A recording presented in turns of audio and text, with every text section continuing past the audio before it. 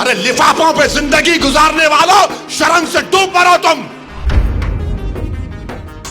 अरे तुमको कुरान करीम दिया ना हाथ में, अल्लाह का कलाम तुम्हारे हाथ में दिया, तुमको उसका भी लिहाज नहीं है और तुम दावा करते हो कौम का। बहुत बोल सकता हूं, याद रखो मेरी जबान को लगाम नहीं है, तुम्हारा घर से निकलना महाल कर दूंगा मैं यहां पे। याद रखो तुम लोग जो काम कर रहे हो ना, तुम महाराष्ट्र के मुसलमानों को ना सिर्फ कमजोर कर रहे हो बल्कि तुम उनकी आवाज का गला घोट रहे हो।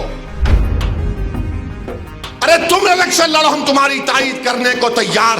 कब तक तुम ये सियासत करोगे? कहां है वो लोग जो औरंगाबाद में बोले थे इम्तियाज जलील को वोट मत दो? उस समाजवादी पेंडेंट को तो बोले थे, अरे चेहरा दिखाओ औरंगाबाद के अवाम के सामने तुम। अरे लिफाफों पे जिंदगी गुजारने वालों, शर्म से डूब मरो तुम। मेरे घर को आए थे, मेरे घर को आए थे हैदराबाद को, बगैर बोले मेरे घर को आए। मैं वक्फ के बिल की मीटिंग में जा रहा था, पलट मेरा गार्ड फोन करा के साहब इतने लोग आए, मिला। घर पे आए तो मैंने कहा कि मेरा घर इतना बड़ा नहीं है, आप लोग 20 लोगों को ले लीजिए। 20 लोगों को बिठाया, वो बात करे मैं बात करा, लेटर लिख के दिए, इनको टिकट दो, मला मैं गौर करूंगा। फिर जाने से पहले मैंने अल्लाह के वली के अंग्रेजी कुरान का तर्जुमा जो तुर्की का छपा हुआ है, उसकी 4 कॉपियां इन जिम्मेदारों को दिया कि आप मेरे घर को आए, ये अल्लाह के वली की कुरान का तर्जुमा है। एक एक के हाथ में दिया तो औरंगाबाद जाके बोले हम घर को गए थे, हमारे को चाय तक नहीं पिलाए। अरे आप पहले से बोल देते तो नान खलिया खिला देता मैं आपको। मेरे को नहीं मालूम था कि तुम मेरे घर को खाना खाने आ रहे।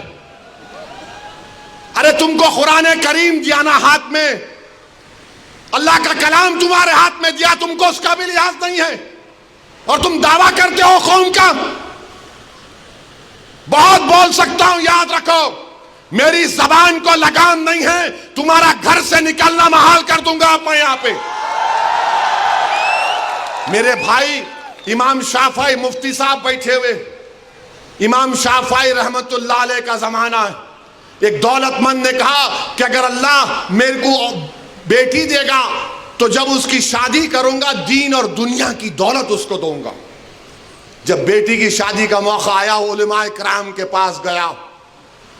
उलमाए किराम ने कहा कि नहीं, तू नहीं दे सकता, दीन और दुनिया की दौलत तो कैसे देगा, तेरी कसम गलत हो गई। इमाम शाफई के पास गए, इमाम शाफई बोले बहुत आसान है। इमाम शाफई रहमतुल्लाह अलैह ने कहा तेरी बेटी की शादी कब है? उसने कहा फुला दिन है। बोले मैं आ रहा हूं, चला जा। इमाम शाफई पहुंचे, इमाम शाफई रहमतुल्लाह अलैह ने कहा कि आसान है। वो बोला कि हज़रत शादी तो हो गई, क्या है बताओ। बोले कुरान अपनी बेटी को दे दे, दीन और दुनिया की दौलत उसको दे चुका।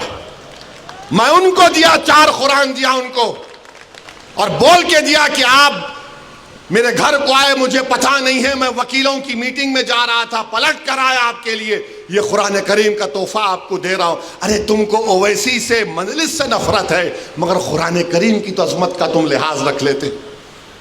मैं ये बात इलेक्शन में बोल सकता था मगर खामोश बैठे रहा, मगर आज मजबूरन बोलना पड़ रहा है।